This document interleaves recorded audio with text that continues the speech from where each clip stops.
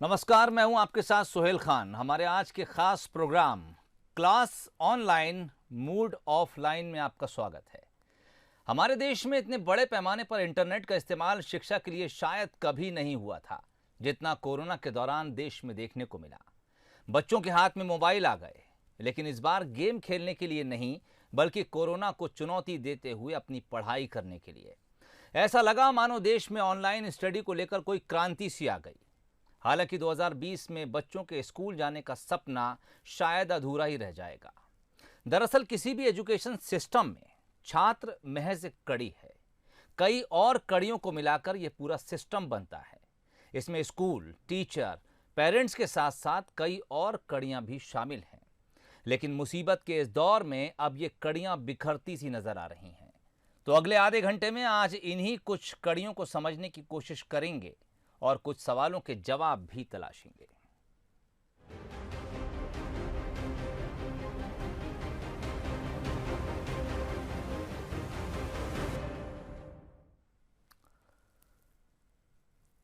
तो एक education system की कड़ियां और उससे जुड़ी परेशानी जानने से पहले आइए देख लेते हैं कि स्कूलों के खुलने या ना खुलने और बाकी स्थितियों को लेकर आखिर इन दिनों हालात क्या हैं।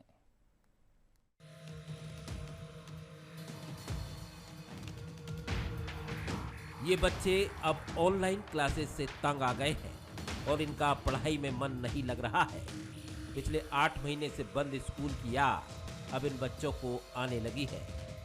लेकिन इन बच्चों से ज़्यादा स्कूल की याद इन निजी स्कूल के संचालकों को आ रही है।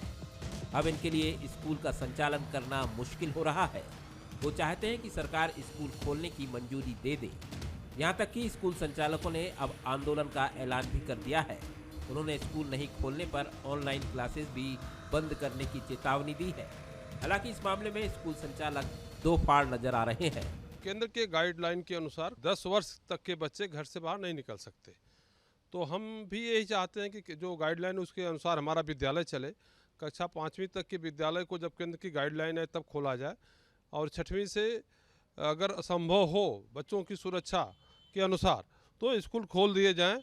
वैसे तो कक्षा 9वीं से 12वीं स्कूल खोलने का पूरा प्रावधान है। स्कूल खुलेंगे, बहुत जल्दी खुलेंगे, और हम प्राइवेट स्कूल एसोसिएशन की तरफ से यह ज़रूर चाहेंगे कि बच्चों की सुरक्षा पहले, बच्चों का भविष्य पहले, उसके बाद हमारे स्कूल खोले जाएं। स्कूल संचालकों का कहना है कि ये शैक्षणिक संस्थानों से जुड़े 30 लाख परिवारों का सवाल है। जब मॉल, मंदिर, पिकनिक स्पॉट, बाजार, दुकानें और सिनेमा घर सब खुल रहे हैं तो सिर्फ स्कूल में ही कोरोना का डर कैसा? प्रदेश में 74,000 से अधिक प्राइवेट स्कूल हैं। स्कूल नहीं खोलने की स्थिति में संचालकों ने 10 प्रमुख मांगे रखी हैं। इनमें मुख्य रूप से स्कूल से जुड़े स्टाफ के वेतन का मामला है। स्कूल संचालकों का कहना है कि सरकार स्टाफ की जिम्मेदारी उठा ले या हमें बिना ब्याज के 2 करोड़ रुपए का लोन दे दे। दूसरी प्रमुख मांग है, जब स्कूल नहीं लग रहे हैं तो बिजली, पानी और अन्य करों में रियायत दी जाए ताकि स्कूल खर्च को कम किया जा सके। इधर स्कूलों और अभिभावकों में बच्चों को जनरल प्रमोशन देने को लेकर भी असमंजस है। संचालकों को कहना है कि जनरल प्रमोशन की खबर के 10 दिन में ऑनलाइन क्लासेस में बच्चों की उपस्थिति 50% रह गई है। हालांकि सरकार ने अभी तक सीधे सीधे जनरल प्रमोशन देने की बात नहीं की है। प्राइवेट स्कूलों में माननीय मंत्री जी ने साफ शब्दों में कहा है कि किसी भी बच्चे का जनरल प्रमोशन नहीं किया जाएगा, चाहे वो बच्चा पहली का हो चाहे वो 11वीं का हो। परीक्षा देना अनिवार्य है। वो परीक्षा ऑनलाइन हो, ऑफलाइन हो, किसी माध्यम से हो, तो परीक्षा देना अनिवार्य है। और शून्य ईयर, 0 ईयर भी नहीं घोषित होगा। ये भी माननीय मंत्री जी ने बैठक में साफ कर दिया है। इधर अभिभावक भी मानते हैं कि ऑनलाइन क्लासेस से बात नहीं बन रही है, इसका विकल्प सोचना होगा। कुल मिलाकर कोरोना काल में बच्चों की पढ़ाई एक बड़ा मसला बन गया है और सरकार के सामने बच्चों के स्वास्थ्य और पढ़ाई दोनों को एक साथ बनाए रखने की बड़ी चुनौती है। Bureau report, Bansal news. तो कोरोना काल में स्कूल चलाना किसी चुनौती से कम साबित नहीं हो रहा है, ऐसा तमाम स्कूल संचालकों का कहना है। वहीं दूसरी तरफ जो माँ बाप अपने बच्चों को इस दौर में ऑनलाइन पढ़ाई करवा रहे हैं, चुनौतियां उनके सामने भी कम नहीं हैं। शुरुआत तो वहां से हुई थी जब कई माँ बाप के हाथ में उस तरह के स्मार्टफोन ही नहीं थे जिसके ज़रिए वो अपने बच्चे को ऑनलाइन पढ़ाई करवा सकते। फिर धीरे धीरे उन पर फीस का बोझ भी बढ़ने लगा। मामला हाई कोर्ट तक पहुंचा, राहत भी मिली, लेकिन कितनी मिली इस पर हम चर्चा करेंगे। फिलहाल आज जो मेहमान हमारे साथ जुड़ रहे हैं उनमें अजीत सिंह हमारे साथ जुड़े हैं, प्रदेश अध्यक्ष हैं प्राइवेट स्कूल संघ के। अजीत साहब, स्वागत है बंसल न्यूज में आपका। और प्रबोध पंड्या जी हमारे साथ जुड़े हुए हैं, आप प्रदेश महासचिव हैं पालक महासंघ के। आप दोनों मेहमानों का बहुत बहुत शुक्रिया। चूंकि आज जिस मुद्दे पर हम बातचीत करने जा रहे हैं उसमें स्कूलों की तरफ से एक मांग रखी गई है, तो अजीत सिंह साहब पहले आपके पास आना चाहूँगा। क्या कुछ दिक्कतें स्कूल संचालकों को इस कोरोना काल के दौरान आई हैं और अब सरकार से आप क्या कुछ मांग कर रहे हैं? मैं चाहूँगा आप जल्दी से बता दें ताकि फिर हम चर्चा को आगे बढ़ाएं। इस कोरोना काल में अगर सबसे अधिक कोई प्रभावित हुआ है तो है स्कूल संचालक जी। हमारे स्कूल पूरी तरह से बंद हैं। ठीक। हमारे स्कूल में जो बच्चे पढ़ते हैं वो पूरी तरह से वो बच्चे ऑनलाइन पढ़ाई नहीं कर पा रहे हैं। इस बात को हम लोग स्वीकार कर रहे हैं कि बड़ी क्लास के बच्चे तो थोड़ा कुछ पढ़ रहे हैं, लेकिन छोटी क्लास के बच्चे पढ़ाई जैसी होनी चाहिए वैसी नहीं हो पा रही है। हम स्कूल संचालक स्वीकार कर रहे हैं कि जो शिक्षा देनी चाहिए, जैसी पढ़ाई होनी चाहिए, वो पढ़ाई ऑनलाइन नहीं हो पा रही है। ठीक। क्योंकि ये कोरोना है, ये महामारी है, हम इसको स्वीकार करते हैं। और हमें परेशानी इस बात की है कि हमारी पूरी व्यवस्था फीस पर निर्भर है जी। और दूसरा कोई साधन हमारे सामने नहीं है, न कोई विकल्प है। करीब 8 लाख शिक्षक शिक्षिकाएं हमसे जुड़े हुए हैं और हम अपने स्कूल के विकास के लिए, बच्चों की सुविधा के लिए तमाम लोन ले रखे हैं। वो उसकी EMI है। हमारे स्कूल बंद हैं। बंद होने के बाद भी हमारे स्कूलों में बिजली का बिल आ रहा है। नगर निगम वाले रोज धमकी दे रहे हैं, जबकि न हम बिजली उपयोग कर रहे हैं न नगर निगम का उपयोग कर रहे हैं। ठीक। तो हमारे सामने समस्याएं तो बहुत बड़ी हैं और समाधान कुछ नहीं है। अजीत साहब, क्या इस दौरान आपको कुछ फीस कलेक्शन में भी दिक्कत आती है? फीस हम MP बोर्ड की बात कर रहे हैं। हमें पिछले साल की फीस तो लेनी ही है। इस साल तो 5-10% भी फीस हमें नहीं मिली है इस साल की। ठीक। मतलब करीब दिसंबर आधा निकल गया, हम ये कहें कि हमें 1 महीने की भी पूरी फीस नहीं मिली है। सबसे बड़ी हमारी आर्थिक समस्या यही है जी। तो चलिए, हाँ, हम ये चाहते हैं जी कि हमारे स्कूलों को, अगर चूंकि हम सरकार के साथ कंधे से कंधा मिलाकर चलते हैं, हम शिक्षा के क्षेत्र में हम योगदान दे रहे हैं जी। 40% से अधिक बच्चों को हम पढ़ाते हैं जी।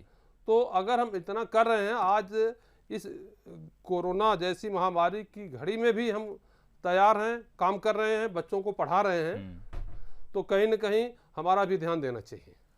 ठीक, आपकी मांग जायज़ हो सकती है। क्या कुछ उसमें पेचीदगियां हैं वो सरकार और आपकी बातचीत के बीच जाहिर हुई भी होंगी। मैं रुख करूंगा प्रबोध पंड्या साहब की तरफ। आप प्रदेश महासचिव हैं पालक संघ के। प्रबोध जी, अगर मैं आपसे कहूं कि आप पालकों की तरफ से पक्ष रखना चाहें, आपने शिकायतें सुनी, अजीत सिंह साहब का कहना है कि सबसे बड़ी दिक्कत इस वक्त हमें ये आ रही है कि बच्चों के माता पिता फीस नहीं भर रहे। मैं चाहूँगा इसको लेकर आप अपना जवाब रखें, उसके बाद फिर हम अगले सवाल की तरफ रुख करेंगे। देखिए, सबसे पहले माननीय महोदय ने बहुत अच्छी जानकारी दी, उनकी साफ गोई की मैं प्रशंसा करता हूँ जी। कि आज की स्थिति में ये है कि बच्चों को जो एजुकेशन मिलनी चाहिए वो नहीं मिल रही है। ठीक। ऑनलाइन जो क्लासेस हैं उसके बैड इफ़ेक्ट्स ज़्यादा हैं, गुड इफ़ेक्ट्स कम हैं। ठीक। ये सभी जानते हैं। तीसरी बात ये है कि आज जो है पेरेंट्स की जो आर्थिक स्थिति बहुत ख़राब है। आप ये आर्थिक स्थिति का अनुमान चाहे देश की स्थिति से लगा लीजिए, चाहे ग्लोबल आप कहीं वर्ल्ड से भी लगा लीजिए, टैक्स कलेक्शन से लगा लीजिए, इससे साफ पता चलता है कि अपने यहाँ देश पालकों की या आम लोगों की आर्थिक स्थिति बहुत ख़राब हो चुकी है। ठीक जी। अब कोई भी पेरेंट्स अगर आप देखेंगे, ये मैं मान सकता हूँ कि 5% 10% स्कूलों में फीस जमा नहीं होती या कैरी ओवर होती रहती है, लेकिन 90% पालक हमेशा से फीस देता रहा है और स्कूलों के प्रति पालकों का रुख हमेशा ईमानदारी पूर्ण रहा है। इसको मुझे इस बात का गर्व भी है। लेकिन एक महत्वपूर्ण बात है कि आज की स्थिति में ये देखना होगा कि हम किस तरीके से अपनी आर्थिक स्थिति को देखते हुए अब बच्चों को पढ़ा रहे हैं। इसमें सबके कोऑपरेशन की बहुत ज़रूरत है। 4 महीना आपका व्यापार बंद रहा, आर्थिक गतिविधियां ठप रहीं, तो कोई भी चीज़ 4 महीना के बाद वो रिकवर नहीं होती। वो 4 महीना चला गया, 4 महीना वापस नहीं आ सकता। अब स्थिति ये है कि हमको, आपने बताया कि हमको उच्च न्यायालय में जाना पड़ा, ठीक है, उच्च न्यायालय में हम नहीं गए थे, ये जानकारी आपको दे दें। उच्च न्यायालय में स्कूल गए थे, उसके बाद हमें अपने बचाव के लिए जाना पड़ा। लेकिन उच्च न्यायालय में अगर आप देखेंगे तो उन्होंने भी ये कहा कि आप ट्यूशन फीस ले सकते हैं, और हम जो है शिक्षकों, और आज ही सरकार ने आदेश जारी किया है जिसमें उन्होंने क्लियर किया है कि शिक्षकों को और उनके कर्मचारियों की वेतन आपको देना सुनिश्चित करना होगा। हम इसके लिए पूरी तरह तैयार हैं। हमने कोर्ट में भी अपना पक्ष रखा था और बहुत स्पष्ट कहा था कि टीचरों को सैलरी और कर्मचारियों को तनख्वाह मिलनी चाहिए और 100% मिलनी चाहिए। ठीक, अजीत सिंह साहब आपके पास आऊंगा। प्रबोध जी ने कहा कि कोर्ट भी इस बात को लेकर आपसे ये कह चुका है, ताकीद कर चुका है कि आपको दरअसल अपने स्टाफ की जो सैलरी है वो कट नहीं करना है, कम नहीं करना है और रेगुलर तौर पर उनको देना है। हालांकि अब ये बड़ा इसमें पेंच है, हम आपकी मजबूरी भी समझ सकते हैं। दरअसल आपका जो पूरा सिस्टम है वो बच्चों की फीस के ऊपर टिका हुआ है, लेकिन दरअसल उधर मजबूरी है। जिन बच्चों के माँ बाप या तो अपना रोजगार खो चुके हैं या फिर उनके रोजगार में, उनके काम धंधे में मंदी है, पैसा उनके पास भी नहीं है। खबरें ये भी हैं कि आप अपने स्टाफ को तनख्वाह भी इस दौरान ये कहकर पूरी नहीं दे रहे कि हमारे स्कूल में कलेक्शन नहीं हो पा रहा। तो एक तो ये आपसे जानना चाहूँगा कि क्या कुछ स्कूलों ने ऐसा भी किया है कि अपने स्टाफ को कम किया है या फिर कहीं सैलरी रोकी भी गई है? नहीं, देखिए, जहाँ तक आर्थिक बात है, हम ये चाहते हैं कि जो स्कूलों में फीस है, अगर अभिभावक अपना सब काम कर रहा है तो कम से कम फीस कम ही जमा करे। तो अब तो केवल ट्यूशन फीस की बात हो रही है। ट्यूशन फीस ही हर महीने की नहीं तो एक महीने की छोड़ के तो जमा करना चाहिए। तो कहीं न कहीं पालक को जब हम सुविधा दे रहे हैं, हमारे खर्चे बढ़ गए हैं, हमारे टीचर्स के खर्चे बढ़ गए हैं। पहले तो टीचर्स पढ़ाता था, आज टीचर्स के मोबाइल में डाटा चाहिए पढ़ाने के लिए, तो हमारे टीचर्स के खर्चे बढ़ गए हैं, हमारे खर्चे बढ़ गए हैं। तो कम से कम पालक को अपनी जिम्मेदारी ईमानदारी के साथ निभाना चाहिए। सर पैसा तो उधर भी नहीं है सर, क्या करें, आप मजबूर हैं। हम अगर बच्चे को पढ़ा रहे हैं तो अपना हर काम तो कहीं न कहीं से हम चला रहे हैं ना जी। हम वही पहले बोल दे कि भाई एक महीने छोड़ के फीस दे, कम फीस दे, धीरे धीरे दे। लेकिन पालक तो स्कूल की तरफ आना ही भूल गया है। और जहाँ तक हमारे आर्थिक स्थिति की बात है, हम अपनी आर्थिक स्थिति के लिए हम कहीं किसी के मोहताज नहीं है। हम तो ये चाह रहे हैं कि सरकार, अगर हमें फीस अभी नहीं आ रही तो भी कोई बात नहीं है, सरकार हमें आर्थिक कुछ मदद, लोन दे दे। जो प्रधानमंत्री जी ने इतने पैसे भेजे हैं तो कहीं ना कहीं हमें दे दे, ताकि हम अपनी व्यवस्था चलाते रहें, अपने टीचरों को सैलरी देते रहें। हम लोन के रूप में मांग रहे हैं, हम दान नहीं मांग रहे हैं। हम उसको जैसे व्यवस्था से होगी हम उसको भर देंगे। अच्छा, ये तो बताइए, अभी तक कहीं स्कूलों में टीचर्स की सैलरी कट हो रही है क्या? जब हमारी जानकारी में आया कि आप लोग सैलरी काट लेते हैं। नहीं, टीचर की सैलरी नहीं कट रही है। जैसे अब जैसे हुआ कंप्यूटर क्लास नहीं चल रहा है जी, तो वो कंप्यूटर की हमें जरूरत नहीं है, तो ऐसे करके कुछ थोड़ा मोड़ा हो रहा है, लेकिन सैलरी नहीं कट रही है। ठीक है, बहुत पेंच हैं इन तमाम मामलों में और सरकार की तरफ जो है अब प्राइवेट स्कूल संघ देख रहा है। लेकिन इस बीच दरअसल जो पालक हैं, जो लोग अपने बच्चों को इन स्कूलों में पढ़ने के लिए भेजते हैं, वो क्या कुछ कहते हैं, और इस ऑनलाइन पढ़ाई को लेकर जो बच्चे इस वक्त अपना सिर गुत्ते रहते हैं मोबाइल के साथ में, उनके क्या कुछ रिएक्शन है, आपको सुनाते हैं। उसके बाद मेहमानों से चर्चा आगे जारी रहेगी।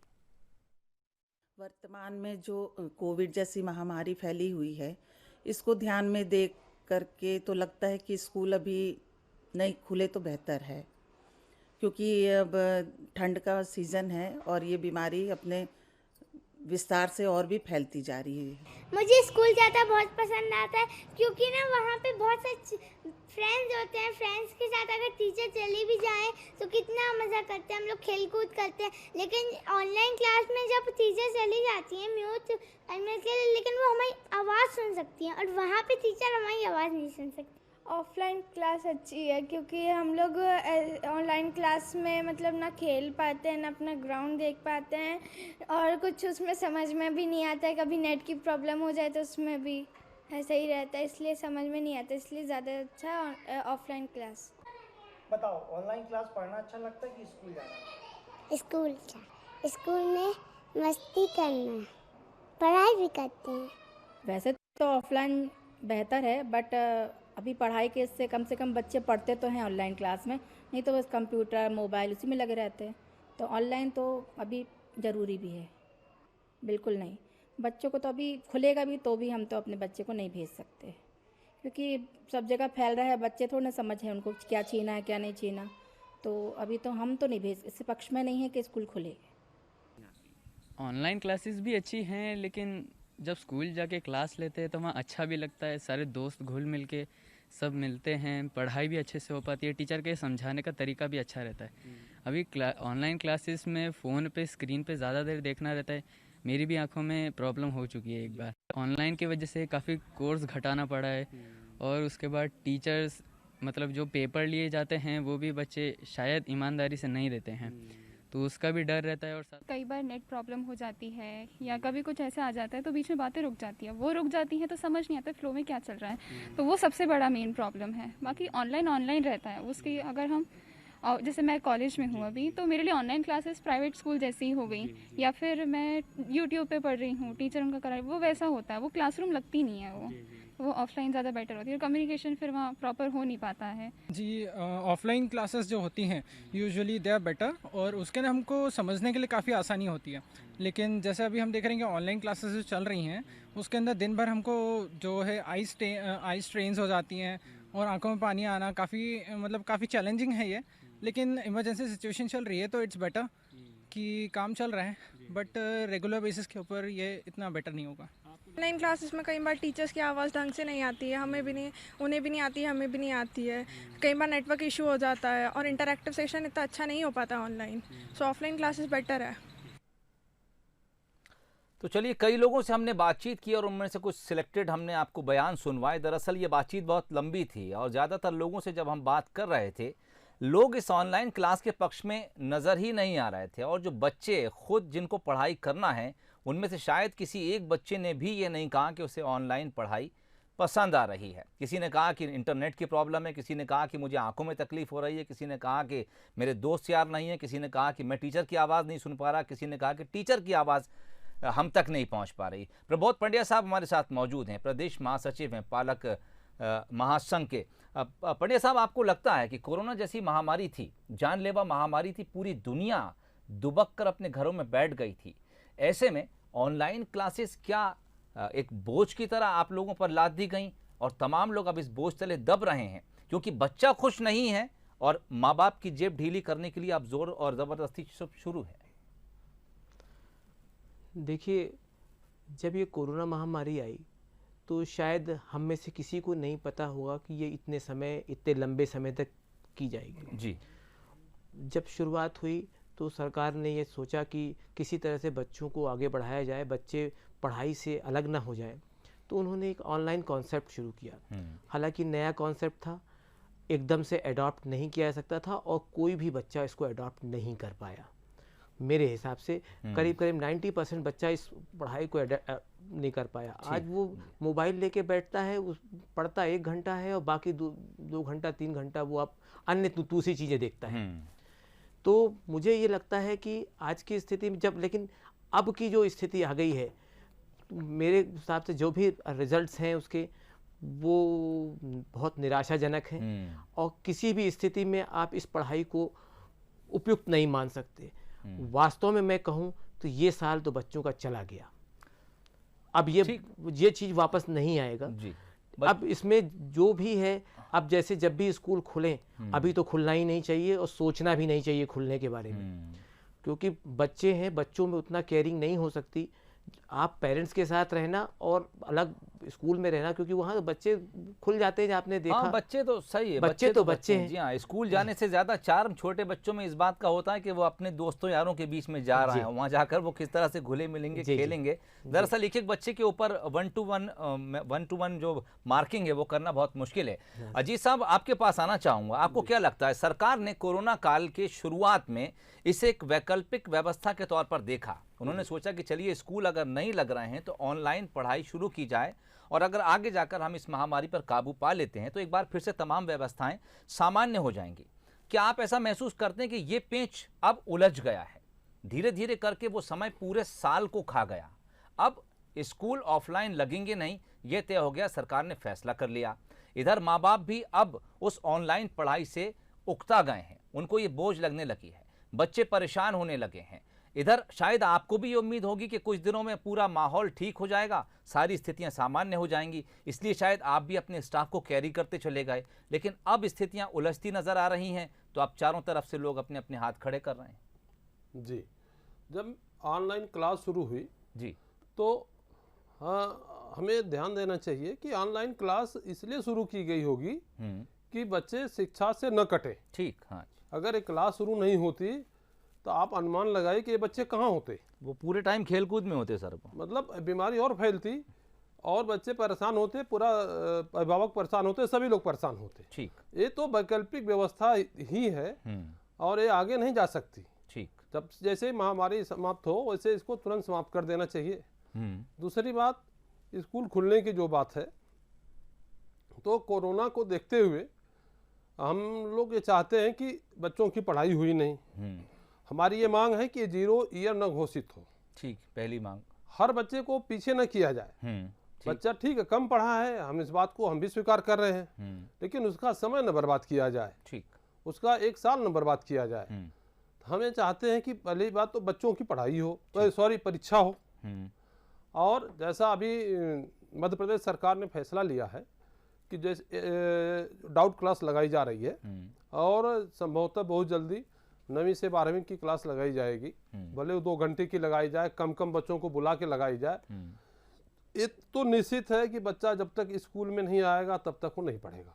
ठीक, वो मानसिक रूप से तैयार नहीं घर में पढ़ने के लिए, जो परेशानियां हैं वो सबके सामने हैं। अजीत साहब, अगर ये तमाम चीज़ें हल नहीं होती हैं तो अब मैं उस आखिरी पॉइंट पर आना चाहूँगा। आप लोगों ने कहा है कि फिर हम जल्दी स्कूलों में ताला डाल देंगे।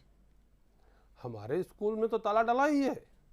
हम तो ये चाह रहे हैं ऑनलाइन भी ताला डाल देंगे आप। नहीं हमारी स्थिति बद से बदतर होती जा रही है। ठीक जी, हम ये चाह रहे हैं ना कि हमारे जैसे 9th to 12th माननीय मुख्यमंत्री जी बोल चुके हैं जी कि 9वीं से 12वीं के स्कूल हम खोलने जा रहे हैं। हाँ। क्योंकि बोर्ड परीक्षा सर पे है जी। और हम बिल्कुल ये नहीं चाह रहे हैं कि किसी बच्चे के किसी के ज़िंदगी के साथ खिलवाड़ किया जाए, क्योंकि माँ बाप के बाद दूसरे माँ बाप हम होते हैं बच्चों के। जी, तो अगर जो 10 साल की गाइडलाइन है कि 10 साल तक के बच्चे को माँ बाप से बाहर स्कूल नहीं जाना चाहिए, इस बात को हम स्वीकार कर रहे हैं। गवर्नमेंट स्कूलों में जैसे मोहल्ला में क्लास लगती है, तो हमें चाहते हैं कि प्राइवेट स्कूलों को भी मौका दिया जाए। अभी माननीय शिक्षा मंत्री जी से चर्चा हम लोगों की 8 तारीख को हुई है।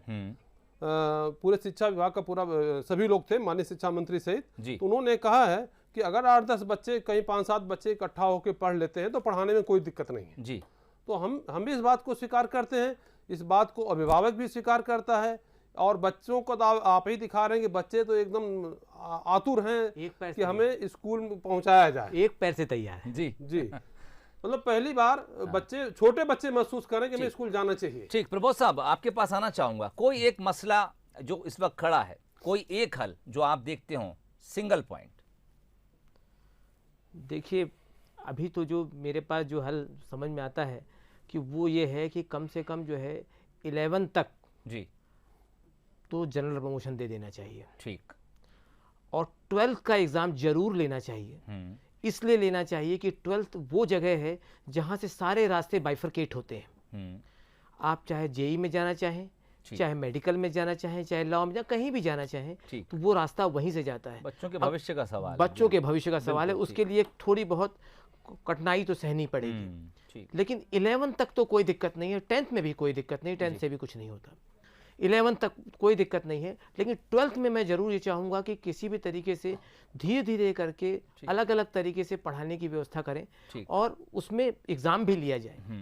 लेकिन एग्ज़ाम जो है ये कोशिश भी की जाए कि एग्ज़ाम वैकल्पिक सिस्टम से लिया जाए, जैसे मतलब ऑब्जेक्टिव बेस्ड हो। जैसे पेपर आते हैं जेई में, दूसरे चीज़ों में आते हैं, जेई में आते हैं, मेडिकल में, सब में ऑब्जेक्टिव बेस्ड आते हैं, तो उससे सही नॉलेज टेस्ट होगा। और अगर हो सके तो ऑनलाइन अगर हो पाया ये संभव, जैसे और टेस्ट हो रहे हैं ऑनलाइन। 12वीं क्लास के बच्चे इस उम्र में भी आ जाते हैं कि हम उन पर इतना भरोसा कर सकते हैं कि अगर हम उनको कोरोना गाइडलाइन समझाएंगे तो वो अपनी जिम्मेदारी समझकर स्कूल भी अटेंड करेंगे और शायद एग्जाम भी अटेंड करेंगे। जी जी। अजीत सिंह साहब, मेरे पास समय बहुत कम है, अगर आप 30 सेकंड में बात करें तो। हम ये चाहते हैं कि परीक्षा 1ली से 12वीं तक सभी क्लास की हो।